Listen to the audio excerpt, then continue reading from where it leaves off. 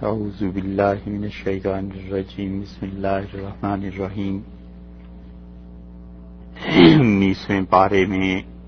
سورہ شعراء کی آیت نمبر 68 تک ہم پہنچے تھے، اور ان آیات میں سوائے ان چند ایک آیات کے جو سورہ شعراء کی ابتدا میں آئی تھیں، باقی سارے کا سارا حضرت موسیٰ علیہ السلام کا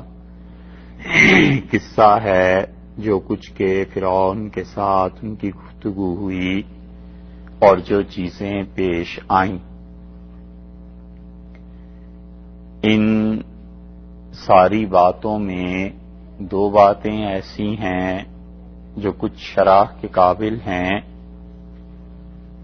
اس میں آیت نمبر 29 میں جو کچھ کے فرعون کے متعلق آیا ہے وہ یہ ہے کہ اس نے حضرت موسیٰ علیہ السلام کو دھمکی دی اور یہ کہا کہ لَإِنِ اتَّخَذْتَ إِلَٰهًا غَيْرِي، اگر تم نے اللہ تعالی کا جو تم کہتے ہو کہ وہ رب العالمین ہے، اگر تم اسے ہی مانتے اور کہتے رہے اور میرے علاوہ کسی اور کو حاکم اور خدا بنایا، لَأَجْعَلَنَّكَ مِنَ الْمَسْجُونِينَ، تو تمہیں میں ضرور قید میں ڈال دوں گا۔ یہ وہ آیت ہے جس سے بظاہر یہ پتہ چلتا ہے کہ فرعون خود اپنی خدائی کا قائل تھا اور وہ یہ کہتا تھا کہ وہ خدا ہے، اسی لیے اس نے نفی کی اور یہ کہا حضرت موسیٰ علیہ السلام سے کہ میرے علاوہ اگر تم نے کسی کو خدا مانا تو یہ بات اچھی نہیں ہے، میں تمہیں جیل میں ڈال دوں گا۔ تو اس آیت سے معلوم ہوا کہ فرعون اللہ کے ہونے کا، اپنے لیے الوہیت کا والعیاذ باللہ قائل تھا۔ دوسری چیز 30ویں پارے میں دیکھیے، ہمیں وہاں پر ملتی ہے، اور 30ویں پارے کے بالکل آغاز میں جو سورہ نازعات ہے، اس میں بھی اللہ تعالی نے اس کی بات کا ذکر کیا ہے۔ 30واں پارہ ہے اور 79 نمبر سورہ ہے اس کی، سورہ نازعات، اور اس کی آیت نمبر 24 میں اس کا دعویٰ ہے، اور آیت نمبر 21 سے بات شروع ہوتی ہے کہ فَكَذَّبَ وَعَصَىٰ، اس نے حضرت موسیٰ علیہ السلام کی تکذیب کی اور انہیں نہیں مانا۔ ثُمَّ أَدْبَرَ يَسْعَىٰ، پھر پیٹھ پھیر کر چل پڑا اور وہ بھاگا، تلاش اس نے کیا۔ فَحَشَرَ، اور سب کو جمع کیا، جو بھی جادوگر تھے پڑھے لکھے، تاکہ ان کے ذریعے وہ جادو کرے۔ فنادا، اور پھر پکارا، فقال انا ربکم الاعلی، اور اس نے کہا میں ہوں تمہارا رب، سب سے اعلیٰ، سب سے اوپر، سب سے برتر۔ فاخذہ اللہ، اور اس کو پکڑا اللہ نے، نکال الآخرۃ والاولی، اور سزا میں اللہ نے اسے پکڑ لیا جو پہلے کام وہ کرتا رہا تھا، اس کے عوض میں پکڑا گیا اولا میں بھی اور آخرہ میں بھی، یعنی آخرت میں بھی عذاب ہوگا اور اس سے پہلے دنیا میں بھی اسے عذاب ہوا۔ اس آیت سے معلوم ہوتا ہے کہ وہ اپنے لیے خدائی کا قائل تھا اور وہ اپنے متعلق لوگوں کو یہی بتاتا تھا کہ وہ خدا ہے۔ سورہ قصص میں تیسرا مقام ہے، اور سورہ قصص میں اگر آپ دیکھیں گے تو سورہ قصص 28 نمبر سورت ہے، 20واں پارہ ہے، اور 28 نمبر سورت میں 20ویں پارے میں سورہ قصص کی 38 نمبر آیت ہے، اور اس مقام پہ بھی حضرت موسیٰ علیہ الصلوۃ والسلام کے ساتھ جو کچھ معاملہ ہوا ہے اس نے اس کا ذکر کیا،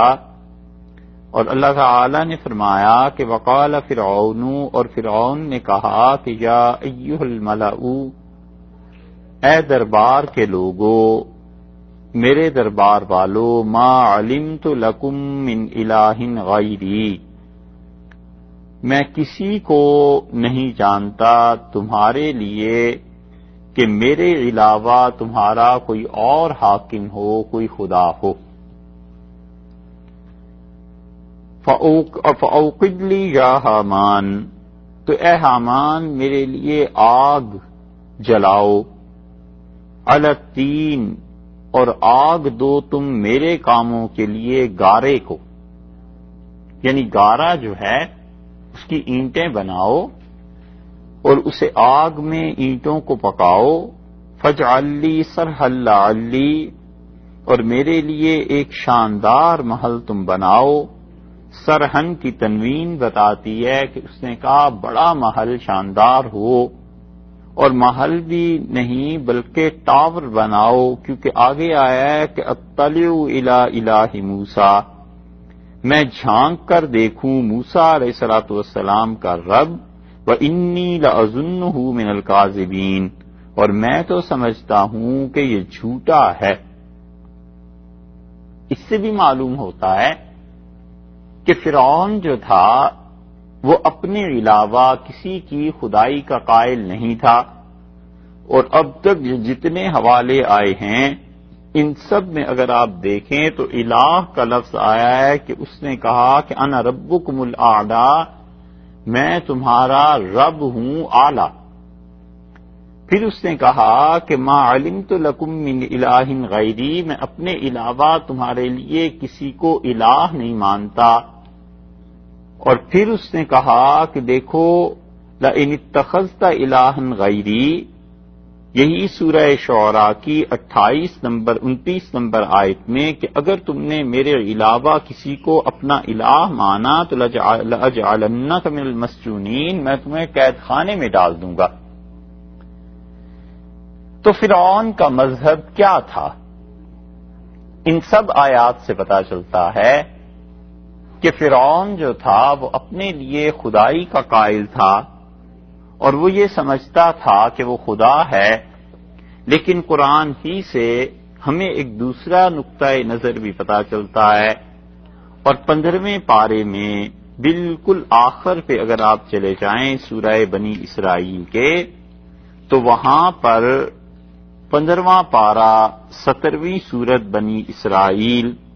اور اس کی 102 نمبر آیت کو اگر آپ دیکھیں، بلکہ بات شروع ہوتی ہے 101 نمبر آیت سے،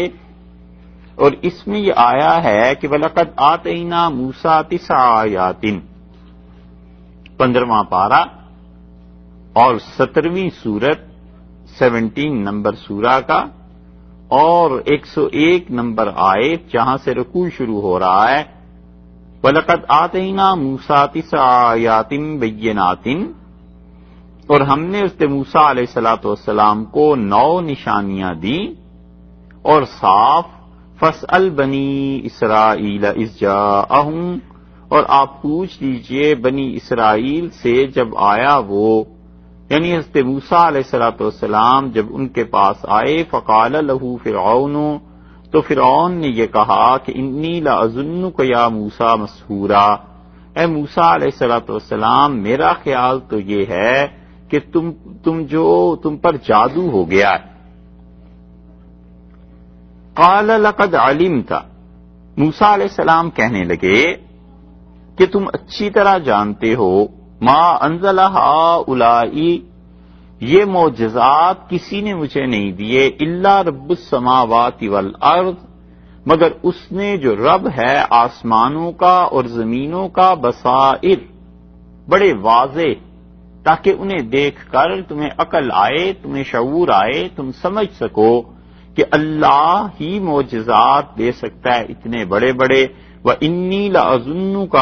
اور میرا پھر تمہارے متعلق خیال یہ ہے کہ یا فرعون مسبورا، فرعون تم کھپے ہوئے ہو، کھپنا چاہتے ہو، مرنا چاہتے ہو، اپنے آپ کو ہلاک کرنا چاہتے ہو ہمیں نہ مان کے. یہاں سے ڈائریکٹ تو نہیں لیکن انڈائریکٹلی یہ ثابت ہوتا ہے کہ وہ اللہ کو مانتا تھا، کیونکہ حضرت موسیٰ علیہ السلام نقل کر رہے ہیں اور ان کا جملہ قرآن نقل کر رہا ہے کہ انہوں نے کہا تم اچھی طرح جانتے ہو کہ مجھے یہ معجزات سوائے اس ذات کے کسی نے نہیں دیے جو آسمانوں کا اور زمین کا پروردگار ہے. تو اس کا مطلب یہی نکلا کہ وہ اچھی طرح جانتا تھا کہ آسمانوں کا اور زمین کا رب کوئی ہے. حضرت موسیٰ علیہ السلام کی اس بات کی نہ اس نے تردید کی، نہ قرآن نے تردید کی، نہ کسی اور نے تردید کی. تو اس سے پتہ چلتا ہے کہ وہ رب کا قائل تھا. اور اس سے بھی واضح بات اگر آپ دیکھیں تو سورہ زخرف میں آتی ہے 26ویں پارے میں، اور وہاں پہ 25ویں پارے میں 43 نمبر سورہ ہے، اس میں بہت واضح طور پر ایک بات اور آئی ہے. اور یہ 25واں پارہ 43 نمبر سورہ زخرف ہے، اور اس کی آیت نمبر 53 اگر آپ دیکھیں تو اس میں آیا ہے، بلکہ آیت نمبر 51 دیکھیں تاکہ پوری بات سامنے آ جائے. وَنَادَا فِرْعَوْنُ فِي قَوْمِهِ، اور فرعون اپنی قوم میں پکارا، اس نے اعلان کیا، قَالَ يَا قَوْمِ أَلَيْسَ لِي مُلْكُ مِصْرَ، اور کہا کہ میری قوم کے لوگوں دیکھو مصر کی حکومت میری نہیں ہے تو کس کی ہے. وَهَٰذِهِ الْأَنْهَارُ تَجْرِي مِن تَحْتِي، اور یہ جو دریا بہ رہے ہیں یہ میرے حکم کے علاوہ کس سے بہ رہے ہیں. افلا تبصرون، کیا تم اس بات کو نہیں دیکھتے. ام انا خیرن، بھلا میں اچھا شخص ہوں، من ھذا الذی، یا اس شخص یہ شخص، ہوا مہین جس کو عزت نہیں دی، معاشرے نے عزت نہیں ملی. ولا یکاد یبین، اور یہ صاف بول بھی نہیں سکتا. فلولا القی علیہ اسورۃ من ذہب، تو اگر یہ اتنا ہی خدا کا چہیتا ہے تو اس کو سونے کے کنگن کیوں نہیں پہنائے گئے. کیونکہ پچھلے زمانے میں بادشاہ اپنے جس غلام سے خوش ہوتے تھے اسے عزت افزائی کے طور پہ سونے کے کنگن پہننے کو دے دیا کرتے تھے. تو اس نے کہا کہ اگر یہ رب العالمین کا اتنا ہی چہیتا ہے جس کی باتیں ہمیشہ کرتا ہے تو اس نے اس کے ہاتھ میں سونے کے کنگن کیوں نہیں ڈال دیے. او جاء معہ الملائکۃ، یا اس کے ساتھ فرشتے آتے، مقترنین، فرشتے بھی ایسے آتے کہ وہ فرشتوں کی پوری فوج آ جاتی اور پرا باندھ کر کھڑی ہوتی، صف بنا کر ایک کے بعد دوسرا. اس کا مطلب یہ ہوا کہ یہ فرشتوں کو مانتا تو تھا، اسی لیے اس نے کہا کہ اگر اللہ کا اتنا ہی چہیتا ہے تو پھر اس کو سونے کے کنگن مل جانے چاہیے تھے، یا یہ کہ کنگن پہنتا، جواہرات ہوتے اور اس کے سامنے فرشتوں کی فوج کھڑی ہوتی. فاستخف قومہ، اور پھر اس نے اپنی قوم کی عقل کم کر دی. فَأَطَاعُوهُ، اور لوگوں نے اس کا کہا مانا. ہیں تو یہ دو لفظ تین، لیکن آپ دیکھیے قرآن نے کتنی بڑی حقیقت بیان کی ہے کہ فَاسْتَخَفَّ قَوْمَهُ فَأَطَاعُوهُ، اس نے عقل کھو دی اپنی قوم کی اور لوگوں نے اس کا کہا مانا. اس کا مطلب یہی نکلتا ہے کہ لیڈرز جو ہوا کرتے ہیں، سیاسی لوگ جو ہوا کرتے ہیں، اس طرح کی لچھے دار باتیں کرتے ہیں اور لوگوں کو چکما دیتے ہیں کہ وہ لوگ اپنی عقل قوم کھو دیتی ہے اور ان ظالم حکمرانوں کی پیروی شروع کر دیتی. اللہ تعالی نے فرمایا انہم کانوا قوما فاسقین، اور یقیناً یہ لوگ بڑے حکم سے نکلے ہوئے تھے، فاسق تھے. تو قوموں کی زندگی میں جو سیاسی نشیب و فراز ہیں وہ ایسے ہی ہوتے ہیں، بجائے اس کے کہ قوم میں سے کوئی جواب دیتا، سب اپنی عقل کھو دی، انہوں نے بے وقوف بن گئے اس کے قول پہ اور اس کے کہنے پہ۔ تو اللہ تعالی نے یہاں جو فرمایا ہے اس سے معلوم ہوتا ہے کہ فرعون جو تھا یہ فرشتوں کو بھی مانتا تھا۔ تو دو نظریات سامنے آ گئے، ایک تو یہ کہ اپنی خدائی کا قائل تھا اور اپنے آپ کو اللہ کی جگہ الیاذ باللہ خدا کہتا تھا قوم کو، اور دوسری طرف قرآن یہ بتاتا ہے کہ یہ نہ صرف اللہ کا قائل تھا رب السماوات والارض کا، اس کے ساتھ ساتھ فرشتوں کا بھی تھا، اور کہتا تھا کہ اگر یہ سچا ہے تو پھر فرشتے صف در صف اس کے لیے کیوں نہیں نازل ہو گئے۔ ایک اور مقام آپ دیکھیے اور وہ ہے سورہ اعراف، 9ویں پارے میں سورہ اعراف ہے 7ویں سورت، اور اس میں بھی اللہ تعالی نے ایک بات ارشاد فرمائی ہے، اور 9واں پارہ 7ویں سورت اور آیت نمبر ہے اس کی 127۔ یہاں پر بات جو شروع ہوئی ہے اللہ تعالی نے فرمایا فرعون کے معاملے میں، وقال الملأ من قوم فرعون، اور بولے سردار فرعون کے قوم میں سے، اتذر موسیٰ، آپ موسیٰ علیہ الصلوۃ والسلام کو چھوڑ رہے ہیں، وقومہ، اور اس کی قوم کو، لیفسدوا فی الارض، تاکہ یہ زمین میں فساد نہ چاہیں، وجزرک، اور آپ کو چھوڑ دیں، وآلہتک، اور تیرے خداؤں کو چھوڑ دیں۔ یہ ایک دوسرا نظریہ آ گیا کہ اس کے بھی کوئی خدا تھے، یہ خداؤں کا قائل تھا، بلکہ تیسرا آ گیا کہ ایک تو اپنے آپ کو خدا کہتا تھا، دوسرے اللہ تعالی کو جانتا تھا، فرشتوں کو جانتا تھا، اور تیسری چیز اللہ نے یہ فرما دی کہ اس سے اس کے درباریوں نے کہا کہ آپ اس کو مہلت دے رہے ہیں کہ آپ کو چھوڑ دے اور آپ کے خداؤں کو، قال سنقتل ابناءہم، کہنے لگا ان قریب اب ہم قتل کر دیں گے ان کے بیٹوں کو، ونستحیی نساءہم، اور ان کی عورتوں کو زندہ رکھیں گے، وَإِنَّا فَوْقَهُمْ قَاهِرُونَ، اور ہم ان پر بڑے زور، بڑا زبردست طاقت کا استعمال کرنا جانتے ہیں، ہم ان پہ بڑے غالب ہیں۔ تو اس لیے یہاں سے ایک تیسرے نظریے کا پتہ چلتا ہے، اسی وجہ سے یہاں پہ پہنچ کے مفسرین نے مختلف آراء لکھی ہیں۔ کچھ کہتے ہیں کہ فرعون دہریہ تھا۔ اب یہ تین نظریے قرآن پاک کی آیات سے آپ کے سامنے آ گئے کہ ایک نظریہ تو یہ کہ وہ اپنے آپ کو خدا کہتا تھا، دوسرا نظریہ یہ کہ وہ رب السماوات والارض کو بھی جانتا تھا اور فرشتوں کا بھی قائل تھا، اور تیسرا نظریہ یہ کہ اس کے کئی ایک خدا تھے۔ تو مفسرین اس پہ ان کی مختلف آراء ہوئی ہیں، اور کچھ کا کہنا یہ ہے کہ فرعون دہریہ تھا، وہ کسی کو نہیں مانتا تھا، نہ اللہ تعالی کو مانتا تھا، نہ فرشتوں کو مانتا تھا، نہ کسی اور چیز کو۔ لیکن یہ رائے مفسرین کی اس اعتبار سے کمزور پڑ جاتی ہے کہ جنہوں نے بھی یہ رائے لکھی ہے انہوں نے قرآن کریم کی ان آیات پر غور نہیں کیا جہاں پر اس نے خود ان چیزوں کو کہا ہے اور ابھی آپ کے سامنے آئیں۔ کچھ کا خیال یہ ہے،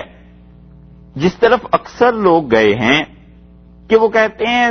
اپنے آپ کو سورج کی اولاد اور سورج دیوتا مانتا تھا، کہ سورج نے مجھے اس دنیا میں بھیجا ہے اور میں اس کے تابع ہو کر کام کر رہا ہوں، اور ہم اس کی اولاد میں سے ہیں۔ اور پھر وہ کہتا تھا کہ چھوٹے چھوٹے خدا اور بھی ہیں اس دنیا میں، مگر ان سارے خداؤں پر ہم خدا ہیں۔ تو خدا کا قائل اس اعتبار سے تھا کہ سورج کو مانتا تھا، اور یہ سمجھتا تھا کہ اس دنیا میں بہت سے خدا ہیں۔ اب جہاں پر ایک رائے مفسرین کی دہریت کے بارے میں اور ایک یہ آئی ہے، وہ کہتے ہیں پھر قرآن نے جو کہا ہے، بلکہ پہلی بات جو تھی دہریت کی کہ یہ دہریہ تھا، وہ کہتے ہیں جہاں جہاں یہ بات آئی ہے کہ تجھے چھوڑ دیں گے، تیرے خداؤں کو چھوڑ دیں گے، وہاں خداؤں سے مراد یہ ہے کہ تیرے بت اور تیری تصویروں کو چھوڑ دیں گے۔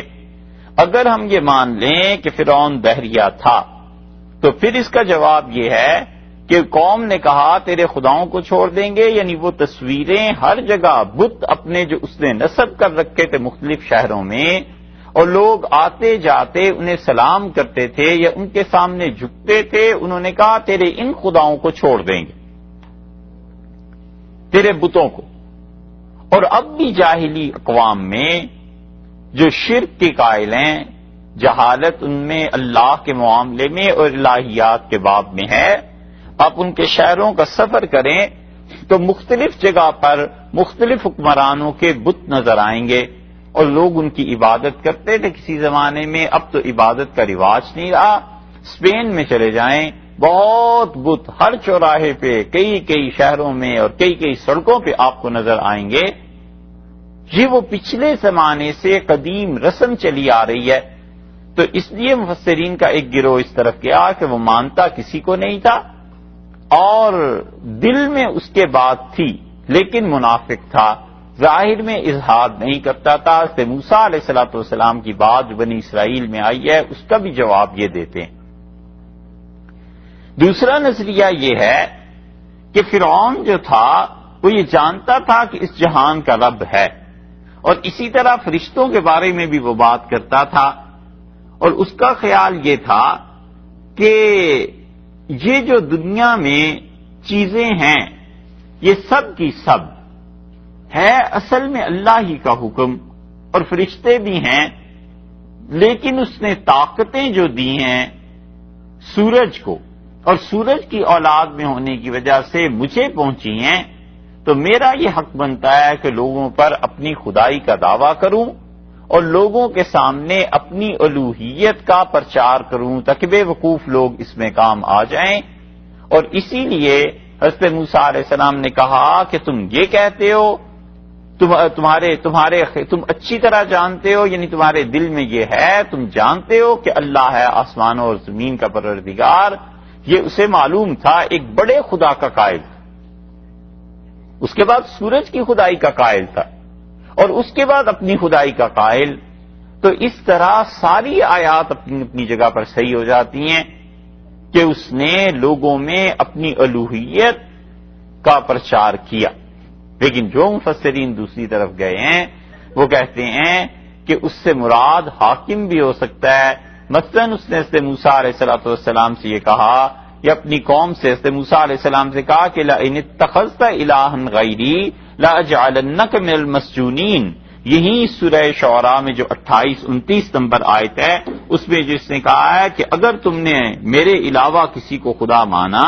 تو میں تمہیں جیل میں ڈال دوں گا۔ تو مفسرین کہتے ہیں اس کا مطلب یہ ہے کہ اگر تم نے میرے علاوہ کسی کو حاکم مانا تو وہ الہ کا ترجمہ حاکم سے کرتے ہیں، کیونکہ بنیادی طور پر وہ کہتے ہیں وہ دہریہ تھا اور فرعون کسی چیز کو نہیں مانتا تھا۔ یہ تو ہے اس کے مذہب کے بارے میں بحث کہ مفسرین کے دونوں طرح کے نظریات تھے۔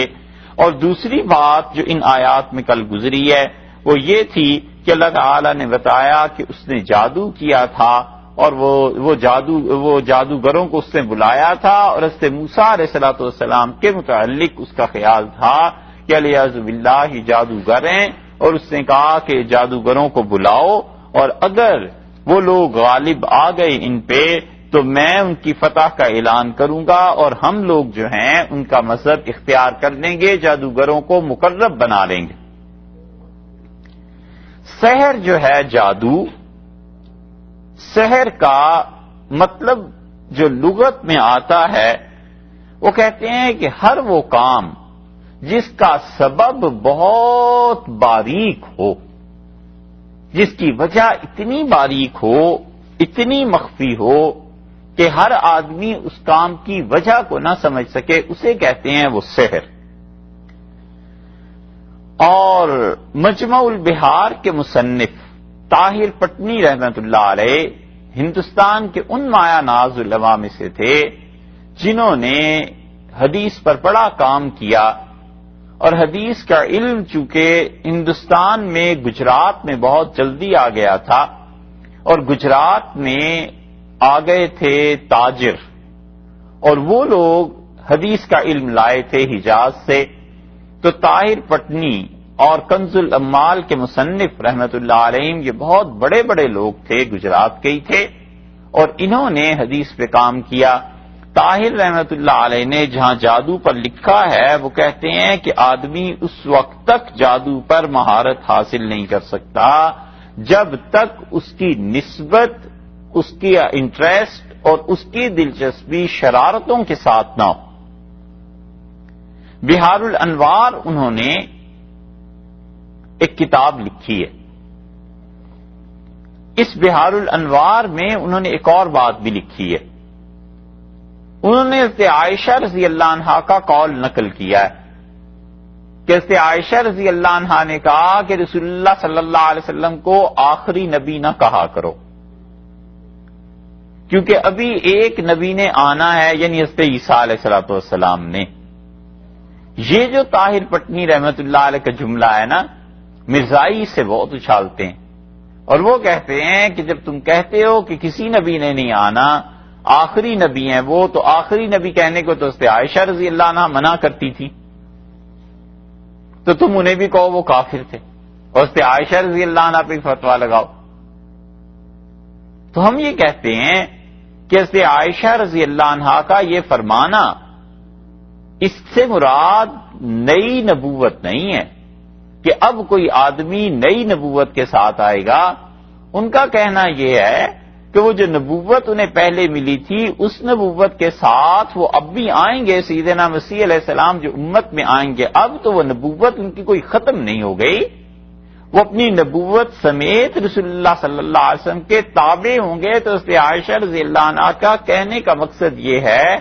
کہ تم عیسیٰ علیہ الصلوۃ والسلام کی آمد سے انکار نہ کرنا، یہ مطلب نہیں ہے کہ اب نبوت نہیں جاری ہوگی۔ طاہر پٹنی رحمت اللہ علیہ نے اہل سنت کا مذہب یہ لکھا ہے کہ سحر کی حقیقت ہے جادو کی، اور یہ وہ چیز ہے جادو کہ جس کا تعلق شر کے ساتھ ہے اور اس کا انکار نہیں کیا جا سکتا، اور جب کوئی آدمی جادو کے کچھ کلمات پڑھتا ہے تو ان کلمات اور جملوں کے ذریعے اللہ تعالیٰ کچھ چیزوں کو پیدا کر دیتا ہے، اور جیسے کہ زہر ہوتے ہیں اس سے آدمی مر جاتا ہے، جیسے مختلف اشیاء بیماریاں نقصان پہنچاتی ہیں، اسی طرح کلام میں بھی تاثیر ہے اور کلام نقصان بھی دے دیتا ہے، نفع بھی دے دیتا ہے۔ جادو کی حقیقت انہوں نے یہ سمجھی۔ راغب اصفہانی رحمت اللہ علیہ جو ہیں وہ کہتے ہیں کہ جادو کا اطلاق سحر کا چند ایک چیزوں پر ہوتا ہے، ہم ہر ایک چیز کو جادو نہیں کہہ سکتے، کیونکہ قرآن کریم نے بتایا ہے کہ جادو کی قسمیں ہیں۔ مثلا وہ کہتے ہیں کہ لوگوں کی نظروں پر اثر ڈالنا، اور لوگوں کو دیکھیں اور کچھ اور چیز محسوس ہو اور حقیقت اس کی کچھ اور ہو، تو یہ جادو کی ایک قسم ہے۔ اور سورہ اعراف میں اللہ تعالی نے فرمایا کہ سحروا اعین الناس، جادو کر دیا تھا لوگوں کی آنکھوں پر، وہ جو رسیاں پھینکی تھیں ان جادوگروں نے اور لاٹھیاں، تو انہیں نظر آ رہا تھا لوگوں کو کہ یہ سب سانپ بن گئے ہیں، حالانکہ حقیقت میں وہ سانپ نہیں بنے ہوئے تھے بلکہ لوگوں کی نظر بندی کر دی گئی تھی۔ تو قرآن یہ بتاتا ہے، اور ہمارا عقیدہ یہ ہے کہ جادو کی قسموں میں سے ایک قسم نظر بندی کی بھی ہے، اور وہ اب بھی ہوتی ہے۔ آپ کو اگر کبھی تجربہ ہوا ہو وقت ضائع کرنے کا اور فضول کاموں میں مشغلے کا، تو یہ کئی لوگ ہمارے ملک میں پاکستان میں میلے لگا لیتے ہیں، کئی لوگ ہوتے ہیں جو کہتے ہیں کہ افریقہ کا جادو دکھایا جائے گا، ایسی چیزیں، تو وہ جادو جو ہوتا ہے نظر بندی ہو جاتی ہے ایسے کہ آنکھیں دیکھتی ہیں کچھ اور انسان کو حقیقت کا علم نہیں ہوتا۔ آپ نے ممکن ہے دیکھا ہو اس کو، لیکن ایک چیز ہم خود جو دیکھی ہے وہ عرض کرتے ہیں۔ ایک دفعہ بیٹھ کے پڑھ رہے تھے کہیں پہ، تو وہ باہر دھوپ میں بیٹھنا تھا، سردی تھی، تو بیٹھے ہوئے پڑھ رہے تھے، وہیں نیچے آ کر ایک آدمی نے اپنی چیزیں رکھی اور بولنا شروع کیا. ہر ایک گزرنے والے کو کہتا تھا صاحب میری بات سنیں، صاحب میری بات سنیں. 15-20 منٹ میں مجمع اکٹھا ہو گیا. جب مجمع اکٹھا ہو گیا تو پتہ نہیں کیا تقریر کرتا رہا، اب تو یاد نہیں، پتہ نہیں کسی دوائی کے فضائل بتاتا رہا، اس کے کچھ بتاتا رہا، اسے کھانے سے یہ طاقتیں ہو جاتی ہیں، جو کچھ بھی اس نے کیا ہو. اور آخر میں اس نے کہا کہ صاحبو میرے پاس ایسا افریقہ کا جادو ہے کہ بڑے سے بڑا کام ہو سکتا ہے دنیا کا. اور اس نے جو اب ہماری آنکھیں دیکھ رہی ہیں وہ یہ کہ اس نے کیا کیا، ایک نیزہ نکالا. اللہ ہی جانتا ہے اس کی حقیقت کیا ہوگی. اور اس نے لوگوں کو دکھایا کہ یہ نیزہ ہے. لوگ دیکھتے رہے، ہم بھی دیکھ رہے تھے. اس کے بعد اس نے اس نیزے کی انی اپنی گردن پہ اس جگہ رکھی اور زور سے کسی کو کہا کہ دباؤ. اب لوگ پریشان تھے. آخر اس نے ایک کو تیار کیا کہ یہ دباؤ. اس نے زور لگایا، اس نے زور لگایا اور وہ نیزہ اس کی گردن میں لٹک گیا،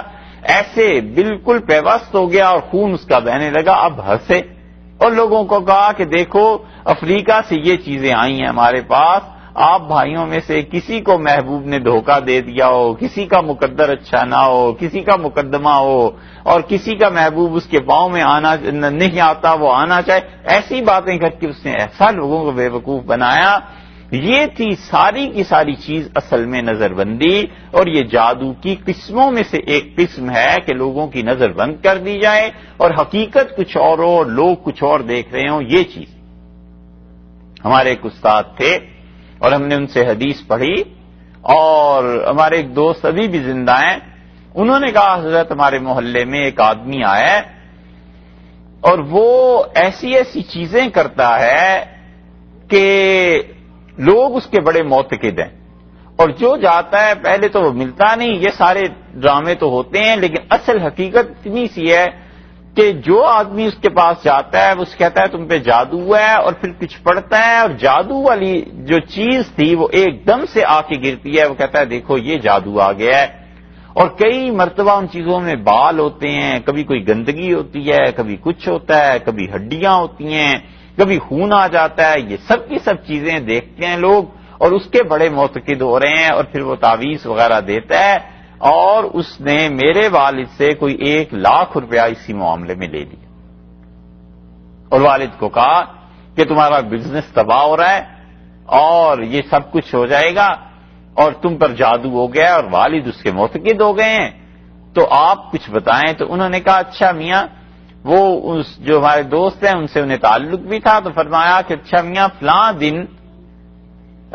اس کے پاس چلیں گے. اور جو استاد تھے رحمہ اللہ،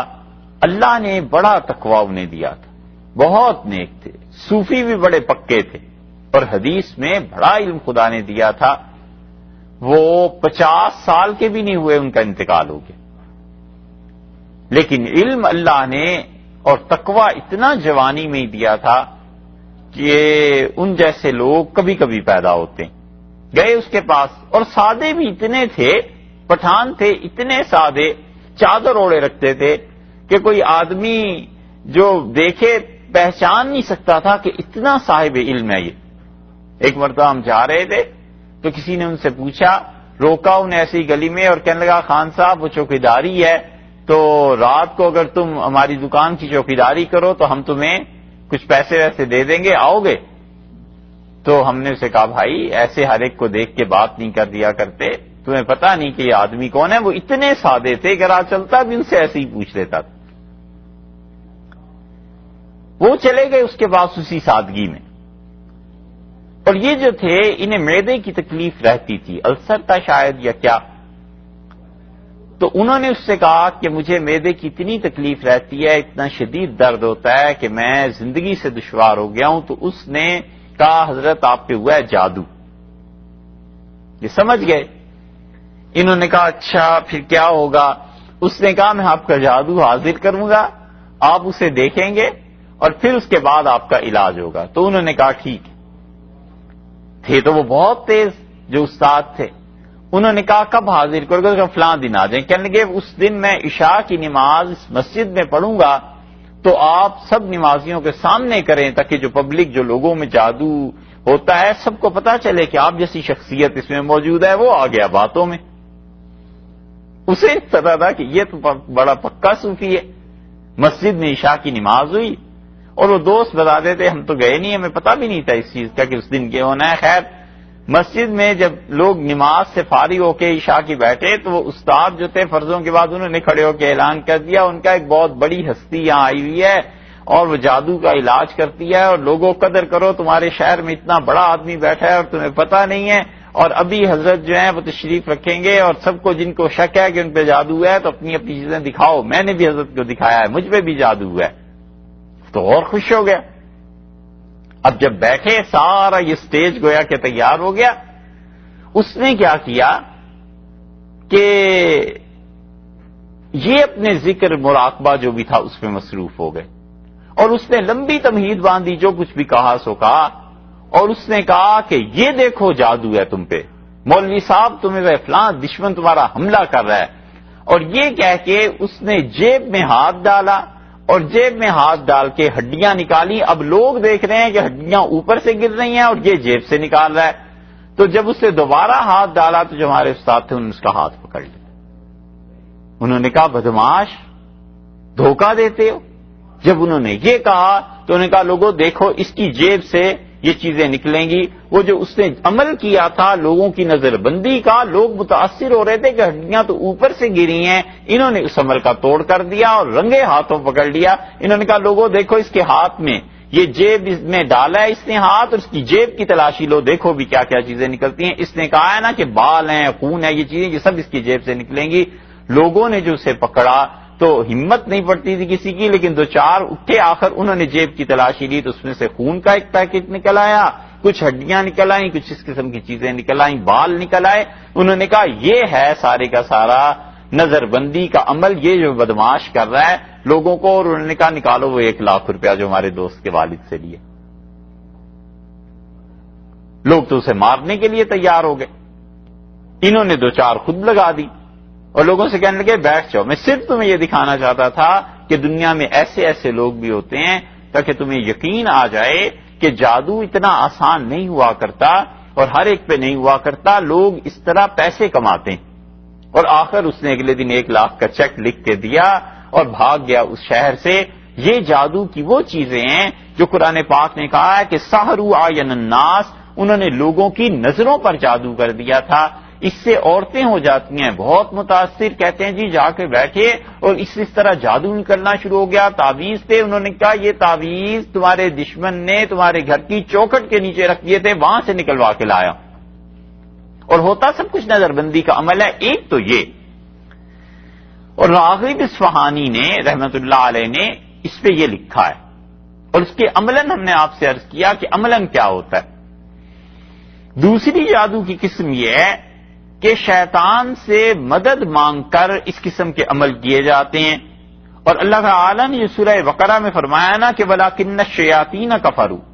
حضرت سلیمان علیہ الصلوۃ والسلام نے کفر نہیں کیا. یہ جادو کا جو کفر تھا یہ تو شیطان کرتے تھے. يُعَلِّمُونَ النَّاسَ السِّحْرَ، اور وہ لوگوں کو جادو کی تعلیم دیتے تھے، سحر کی. تو یہ جادو کی دوسری قسم ہے. شیاطین مدد کرتے ہیں، جنات مدد کرتے ہیں، برے جنات مدد کرتے ہیں اور اس کی وجہ سے لوگوں کو یہ گمراہ کرتے ہیں. کسی جن کے ساتھ دوستی کر لی، قابو کر لیا اور اسے کہا کہ اس کے گھر جاؤ اور یہ چیز پھینک کے آ جاؤ، اس کے گھر سے فلاں چیز اٹھا کر لے آؤ. یہ جنات چونکہ اس قسم کے عمل کرتے ہیں اس لیے اس طرح سے لوگوں کو نقصان بھی ہوتا ہے، لوگوں کو نقصان پہنچاتے بھی ہیں. کسی کو گئے اور تھپڑ مار دیا، کسی کے سینے پہ چڑھ کے بیٹھ گئے، اس کو گھبراہٹ ہوئی اور پھر دوسرے دن اسی آدمی کو بلا لیا اور کہا صاحب رات آپ کے ساتھ یہ جو کچھ ہوا تھا نا یہ وہ جادو کا اثر ہے. کرتا یہ خود ہی ہے کرتوت، لوگوں کو گمراہ کرنے کے لیے، لوگوں سے پیسے لینے کے لیے. اسی لیے بالعموم ایسے کام جو کرتے ہیں ہمارے اساتذہ کہتے تھے کہ مرتے ہوئے ایمان نہیں ان کا رہتا. اور یہ بہت بڑی ذلت کی بات ہے کہ یہ جو کرتوت کرتے ہیں. جادو کی دوسری قسم وہ. جادو کی تیسری قسم وہ ہے کہ جس میں چیزوں کی صورتیں بدل جاتی. اور کوئی چیز کسی اور صورت میں ڈھل جاتی ہے، مثلا لوہا ہے اور اس کو وہ پانی میں تبدیل کر دے، مگر اب اس جادو کا وجود دنیا میں ہے یا نہیں یہ ہمیں معلوم نہیں ہے، پچھلے زمانوں میں تھا، ایسی چیزیں ہوتی تھیں۔ اسی لیے بیضاوی رحمت اللہ علیہ نے کہا کہ سحر وہ کام ہے جس کو حاصل کرنے میں شیطان سے مدد لی جاتی ہے، اور وہی انسان اس مقصد کو حاصل کر سکتا ہے جو شیطانوں کے ساتھ تعلق رکھتا ہو اور جس کی طبیعت اندر سے گندی ہو اور اسے ان چیزوں سے مناسبت ہو تو وہ آدمی جادو کر لیتا ہے۔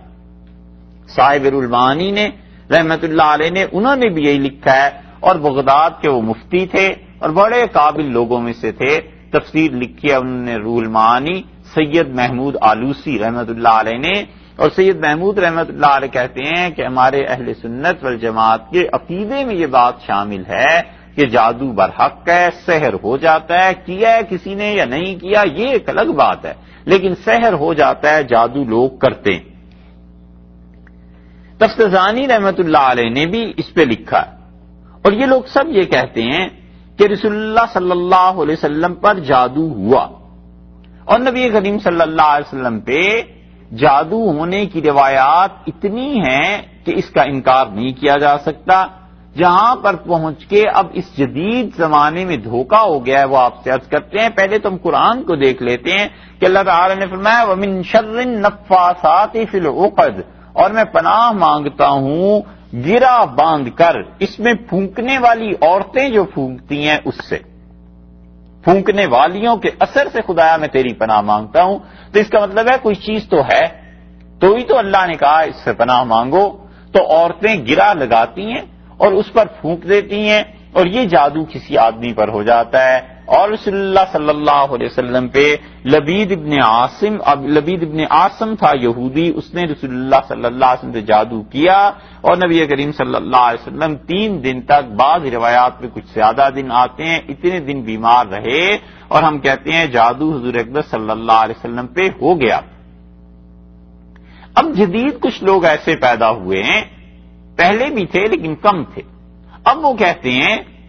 کہ قرآن میں یہ آتا ہے کہ کافر کہتے ہیں کہ محمد صلی اللہ علیہ وسلم جادوگر ہیں، حضور صلی اللہ علیہ وسلم جادو کی وجہ سے یہ سب کچھ کر رہے ہیں، قرآن میں یہ آیا ہے۔ وہ کہتے ہیں یہ تو مشرکین مکہ کہتے تھے۔ اب ذرا اس سوال کو سمجھیں، جو آج کل کے گمراہ مسلمان یہ کتابیں لکھنی شروع ہو گئے اور اپنی کتابوں میں کہتے ہیں کہ دیکھو قریش مکہ اور مشرکین یہ کہتے تھے کہ محمد صلی اللہ علیہ وسلم پہ جادو ہو گیا، اور تم بھی کہتے ہو جادو ہو گیا، تو تم تو مشرکوں کا قول دہرا رہے ہو، اور اللہ تعالیٰ کہتا ہے جادو نہیں ہوا، اور تم کہتے ہو کہ بخاری کی روایات میں آتا ہے کہ جادو ہو گیا ہے، تو بخاری کی اس روایت کو ہم کیسے مانیں؟ اس سطحی مغالطے کو خاص طور پہ ان لوگوں نے رائج کیا جو حدیث کا انکار کرتے ہیں۔ وہ کہتے ہیں بخاری میں تو یہ روایت بھی آئی ہے کہ رسول اللہ صلی اللہ علیہ وسلم پہ جادو ہوا تھا، اور قرآن کہتا ہے جادو نہیں ہوا، تو تم دیکھو اب کس کو مانیں۔ لوگ جب یہ دونوں چیزیں دیکھتے ہیں پریشان ہو جاتے ہیں کہ کیا بات اصل میں حقیقت میں یہ ہے کہ رسول اللہ صلی اللہ علیہ وسلم پہ جس جادو کے قائل کفار مکہ تھے وہ کہتے تھے تم پہ جادو ہو گیا ہے، اور اس کے اثر کی وجہ سے تم یہ کلام کر رہے ہو، یہ کلام پیش کر رہے ہو، یہ تمہارے ساتھ کوئی جن ہے، اور تم جو معجزات دکھاتے ہو یہ جنات کا اثر ہے، یہ قرآن جو ہے یہ اسی کی وجہ سے ہے، یہ جو جادو تم پر ہوا ہے ہم اس کا توڑ اور علاج کراتے ہیں۔ اور اللہ نے کہا کوئی ایسا جادو نہیں ہوا، اور جس جادو کے ہم قائل ہیں کہ رسول اللہ صلی اللہ علیہ وسلم پہ ہوا وہ جسمانی بیماری کی طرح ایک بیماری ہے کہ وہ ہو گئی تھی بس۔ ہم اس جادو کے تھوڑے ہی قائل ہیں کہ قرآن اس جادو کے اثر سے نازل ہو گیا تھا۔ مشرکین مکہ جس چیز کو جادو کہتے تھے وہ کہتے تھے قرآن اس کے اثر کی۔ اچھا، تو یہ دونوں چیزیں الگ الگ صاف ہوئی۔ ہم کہتے ہیں جو جادو ہوا ہے وہ بیماری ہے، وہ کہتے ہیں جادو کے اثر سے قرآن آیا ہے، ہم کہتے ہیں وہ جادو ہوا ہی نہیں، قرآن نے اس کی نفی کی ہے، بیماری کی نفی نہیں کی۔ اور اس آڑ میں وہ احادیث کا انکار کرنا چاہتے ہیں، اور اس دور کے بہت بڑے فتنوں میں سے ایک فتنہ یہ ہے کہ لوگ حدیث کا انکار کرنے لگ گئے ہیں۔ وہ کہتے ہیں بس قرآن کافی، تو اس لیے یہ جو جادو ہے اس کا اثر یقیناً ہے، ہوتا ہے، اور اہل سنت والجماعت ہمیشہ اس بات کے قائل رہے ہیں۔ اس کی ایک قسم یہی ہے جس کے متعلق کبھی تفصیل سے عرض کیا کہ نظر بندی ہو جاتی ہے، کبھی کبھی وہ ٹرکس ہوتی ہیں ہاتھوں کی اور آدمی کو نظر نہیں آتا، لوگ اسے بھی جادو سمجھتے۔ اسی طرح صحابہ رضی اللہ عنہ کے دور میں بھی جادو تھا،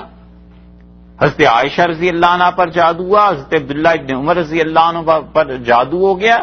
اور پھر لوہا گرم کر کے ان کے ہاتھ پہ لگایا گیا، کیونکہ اس وقت کے لوگ یہی کہتے تھے کہ اس کا یہ علاج ہے، اور عبداللہ ابن عمر رضی اللہ عنہ پھر ٹھیک ہو گئے تھے۔ تو جادو بھی ہے اور اس کے علاج بھی ہیں۔ اس لیے ایک اور صورت کبھی کبھی یہ بھی ہو جاتی ہے، اب لوگ ان سب چیزوں کو جادو ہی کہہ دیتے ہیں، کہ یہ صورت ہوتی ہے کہ کہیں آپ چلے جائیں اور وہ آدمی جو آپ کو دھوکہ دینا چاہتا ہے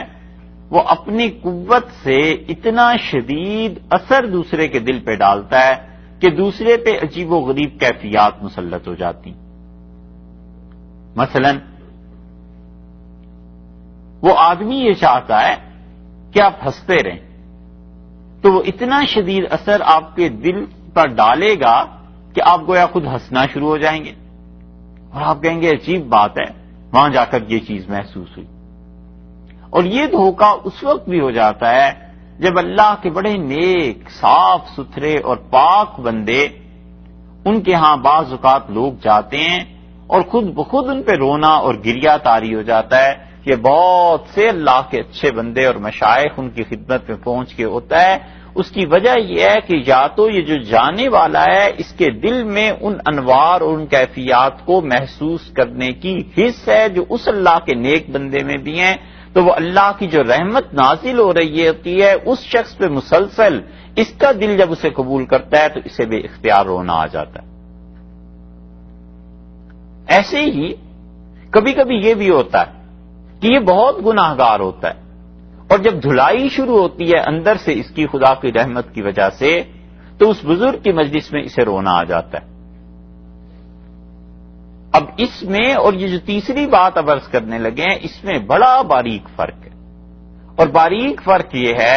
کہ بعض اوقات جھوٹے اور جعلی صوفی بنے ہوئے لوگ علیہ باللہ وہ اس طرح کی پریکٹس کر لیتے ہیں کہ جو بھی ان کی مجلس میں جاتا ہے اس پہ دیوانگی طاری ہو جاتی ہے، رونا دھونا شروع ہو جاتا ہے۔ وہ کہتا ہے یہ بڑے پہنچے ہوئے بزرگ ہیں، میری تو ایسی کبھی کیفیت ہوئی نہیں تھی، اور وہ کہتا ہے حضرت بیعت فرما لیں، اور بیعت بھی ہو جاتی ہے اور سلسلے بھی چل پڑتے ہیں۔ اس کا حل یہ ہے کہ آدمی ان چیزوں کو دیکھ کے اتنی جلدی نہ کرے اور اللہ سے دعا مانگتا رہے کہ اللہ حق کو حق کی صورت میں اور باطل اور بری چیز کو بری چیز کی اصل حقیقت مجھے بتا دے، دکھا دے، اور اللہ جہاں پہ سچائی ہے اس کے پیچھے چلنے کی بھی توفیق عطا فرما۔